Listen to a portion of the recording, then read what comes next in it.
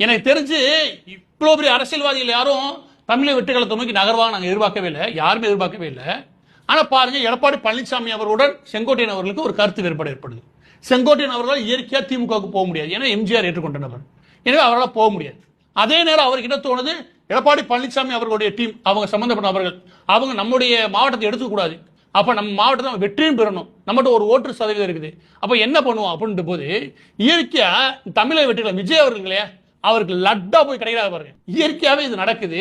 அரை நூற்றாண்டுகள் 50 வருஷத்துக்கு மேல அரசியல்ல இருந்து வெற்றிகரமா இருந்த நபர்கள் பக்கத்துல போகும்போது யதார்த்தமான அரசியல் என்ன இல்லையா, அந்த முக்கியமான அறிவுரைகள் கிடைக்கும். முதலாவது. எனவே இரண்டாவது, ஈரோடுல வெற்றி பெற சதவீதம், இதோட சேர்த்து கொங்கு பெல்ட் அவரோட கொடுக்க முடியுமா? முதலாவது ஈரோடு கட்டாயம் பலம் பெறும்.